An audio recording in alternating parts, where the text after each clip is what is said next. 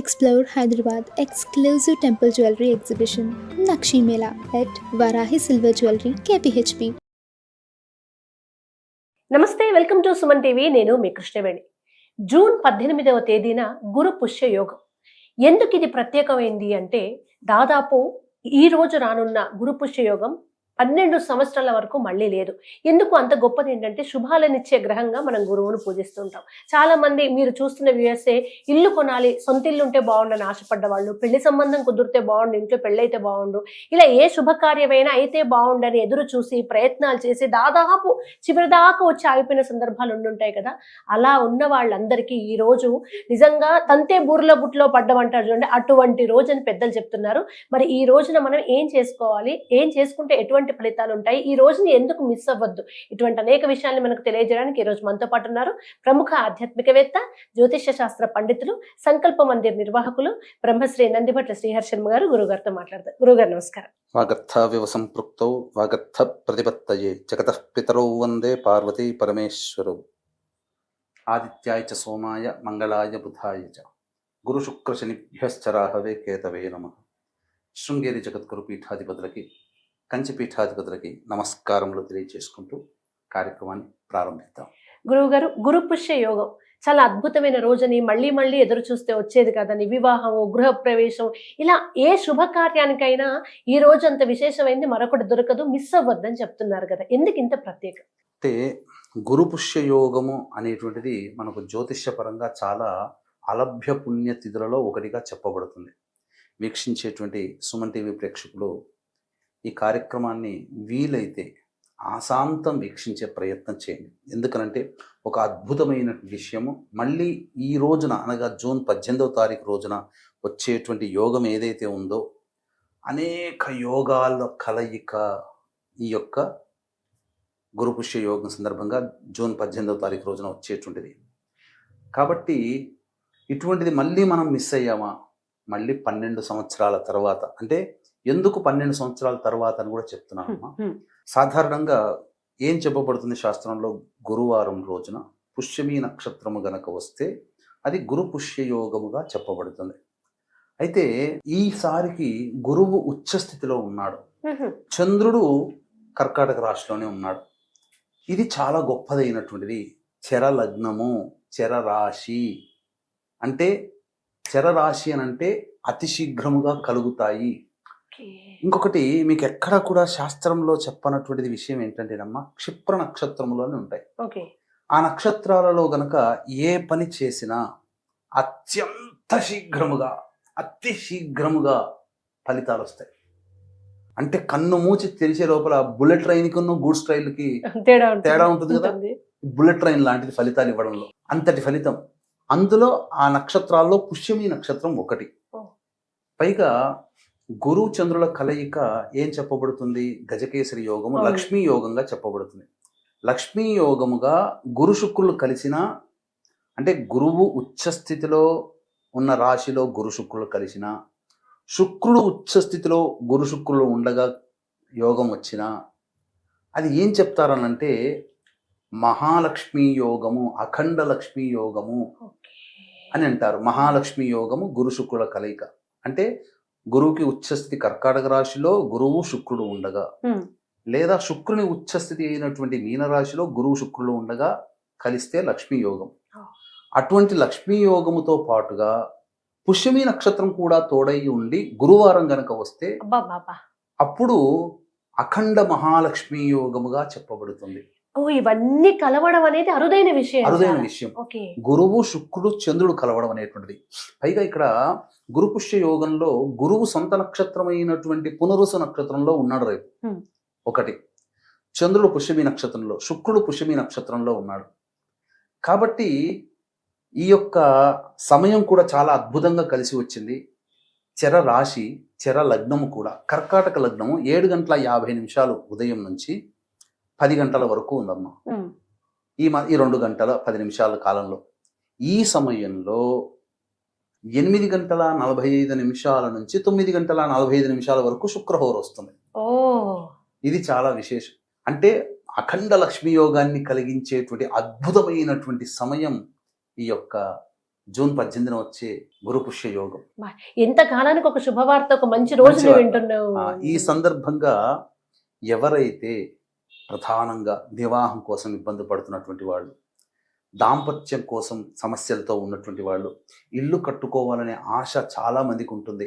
ఆ కల కలగానే ఉండిపోతుంది. లోన్స్ శాంక్షన్ కాక ఇబ్బంది పడుతూ ఉంటుంటారు. నిజం.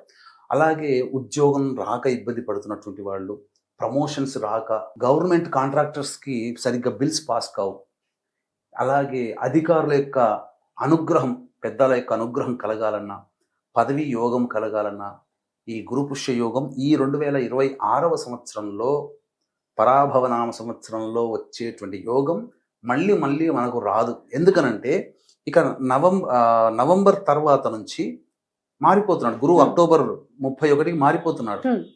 మళ్ళీ సింహరాశికి వెళ్ళిపోతాడు. ఈ లోపల మళ్ళీ ఇంకో గురు పుష్య యోగం లేదే లేదు. అందుకే 12 సంవత్సరాల దాకా రాదంత. ఈ సంవత్సరంలో అటువంటి యోగం లేదు. మళ్ళీ గురువు కర్కాటక రాశిలో రావాలంటే మళ్ళీ 12 సంవత్సరాలు పడుతుంది. ఇంత యోగము. కాబట్టి వీక్షిస్తున్న ప్రేక్షకులు ఈ అవకాశాన్ని మిస్ చేసుకోకండి. తప్పకుండా కొన్ని చిన్న చిన్న పరిహారాలు.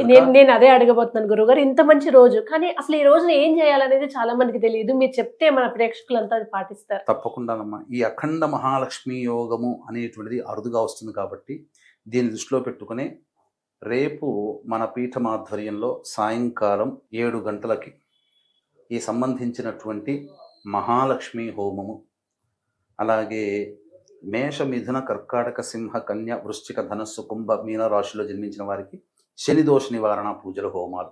ఎందుకనంటే గురువు కర్కాటక రాశిలో ఉండి 9వ దృష్టితో శనిని వీక్షణ చేస్తున్నాడు.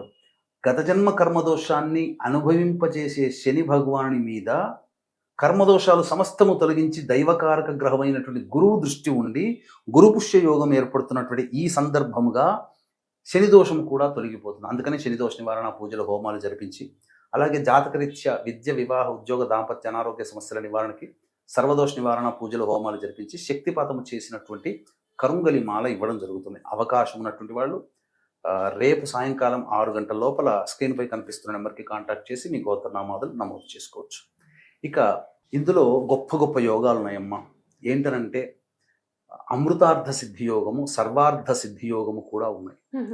తర్వాత ఈ గురు పుష్య యోగములో సాధారణంగా అవకాశము గనక ఉంటే బ్రహ్మముహూర్త కాలంలో లేచి కాలకృత్యాదులు తెచ్చుకొని దీపారాధన చేసి విష్ణువైనా, అమ్మవారైనా, ఈశ్వరుడైనా, దత్తాత్రేయుడైనా, ఎవరికి ఏ ఇష్టదైవం ఉంటుందో ఆ ఇష్టదైవానికి చక్కటి పూలమాల వేసి ఆవు నేతితో దీపారాధన చేసి, అవకాశం ఉంటే 11-25 వరకు పుష్యమి నక్షత్రం ఉందమ్మా.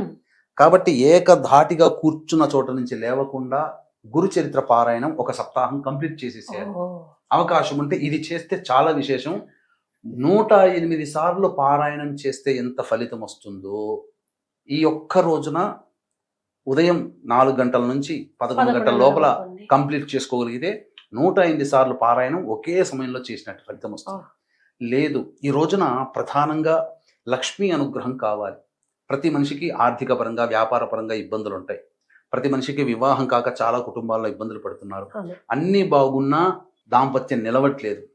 అంత దాంపత్యం బాగున్నా సంతానం కలగట్లేదు. ఇవన్నీ ఒక్క రోజున ఏర్పడవు. ఉద్యోగం లభించక ఇబ్బంది పడుతున్నటువంటి వాళ్ళు, ఇవన్నీ ఒక్క రోజున మన ఇంట్లో మనం చేసుకునే చిన్న పరిహారం ద్వారా మనకు కోరిక నెరవేరుతుంది. ఇది విశ్వాసము, భక్తితో, నమ్మకంతో చేయాలమ్మా. ఏం చేయాలి అని అంటే చక్కగా ఉదయం పూట లేచి కాలకృత్యాదులు తీర్చుకొని ముఖ్యంగా చక్కగా ఈశ్వర దేవాలయానికి చేరుకోవాలి. శివాలయానికి చేరుకొని నవగ్రహాల చుట్టూ శివాయ నమః అంటూ 27 ప్రదక్షిణలు చేసి, తదనంతరం ఈశ్వరునికి కానీ లేదా విష్ణు భగవాన్ అంటే విష్ణు భగవానికి అర్చనాభిషేకాదులు జరిపించుకోవాలి. అవకాశము గనక ఉంటే 8:45 నుంచి 9:45 మధ్య కాలము శుక్రహోర అద్భుతమైనటువంటి సమయం. ఇక దానికి తిరుగులేదమ్మా. ఆ సమయంలో చక్కగా లక్ష్మీ అమ్మవారి విగ్రహానికి కానీ, ఇత్తడి విగ్రహం, వెండి విగ్రహానికి, రాగి విగ్రహానికైనా, లేదా మామూలుగా చిత్రపటం ఉంటే పూలమాల వేసి, విగ్రహానికైతే అభిషేకము, తేనెతో అభిషేకం చేయాలి. లక్ష్మీదేవి విగ్రహం ఉన్న వాళ్ళైతే తేనెతో అభిషేకం చేయించవచ్చు. చేసిన తర్వాత గులాబీ పూలమాల, నాటు గులాబీలు ఉంటాయి కదమ్మా, మామూలుగా ఈ గులాబీలు బయట నాటు గులాబీలు పన్నీర్ తయారు చేస్తారు కదా, ఆ నాటు గులాబీ పూలతో అమ్మవారికి అలంకరణ చేసి అర్చన చేయాలి. వీలైతే లక్ష్మీ సహస్రనామ పారాయణం చేయాలి. తర్వాత అమ్మవారికి బెల్లం పాయసం అంటే చాలా ఇష్టం. అవును, ఆ బెల్లం పాయసాన్ని అమ్మవారికి నైవేద్యంగా పెట్టాలి. ఇదంతా 1 గంట కాలంలో చేయొచ్చు. చేయొచ్చు. ఇవన్నీ చేయొచ్చు. ముందే ప్రిపేర్ ప్రిపేర్ చేసి పెట్టుకొని పెట్టుకోవచ్చు. ప్లాన్ గా ఉంటే చేసుకోవచ్చు. ఆ విధంగా చేసి అమ్మవారి యొక్క అనుగ్రహాన్ని పొందితే వివాహం కాని వాళ్ళకి వివాహం, ఉద్యోగం రాని వాళ్ళకి ఉద్యోగం, అలాగే దాంపత్య సమస్యలు, సంతానపరమైన సమస్యలు, వ్యాపారపరమైనటువంటి సమస్యలు, ఆర్థికపరమైన అన్ని రకాల సమస్యలు నివారణ అవుతాయి. తప్పకుండా వాళ్ళ సంకల్పం నెరవేరుతుంది. అవకాశం ఉంటే లక్ష్మీ స్వరూపంగా ఒక మంచి ముత్తైదువుకి, ఒక్కరికైనా ముగ్గురికైనా స్త్రీ సంబంధమైనటువంటి అద్దము, దువ్వెన, కాటుక, గాజులు, జాకెట్ బట్ట, ముక్క. పూలమాల, పసుపు, కుంకుమ ఇవన్నీ ఇచ్చి అమ్మవారి స్వరూపంగా నమస్కారం చేసుకొని వాయనం ఇస్తే చాలు. అద్భుతం. ఈ గురు పుష్య యోగం సాదాసీదమైనటువంటి కాదు. ఏ పని చేసినా అతి శీఘ్రంగా ఫలితాలు వస్తాయి. చివరికి ఒక్క అనుమానం గురువు గారు, ఈ సమయంలో గురు చరిత్ర పారాయణం చేయలేని వాళ్ళు దక్షిణామూర్తి శ్లోకం చదువుకున్నా పర్వాలేదా? దక్షిణామూర్తి స్తోత్రమైన లేదా ఓం అవధూతాయ విద్మహే అత్రిపుత్రాయ ధీమహి తన్నో దత్తః ప్రచోదయాత్. అవధూతాయ విద్మహే అత్రిపుత్రాయ ధీమహి తన్నో దత్తః ప్రచోదయాత్. ఇలాగైనా కానీ 1008 సార్లు దత్తనామాన్ని జపించుకుంటూ చేసుకుంటే చాలమ్మా. ధన్యవాదాలు గురువు గారు. సర్వం శ్రీ ఉమామహేశ్వర పరబ్రహ్మార్పణమస్తు.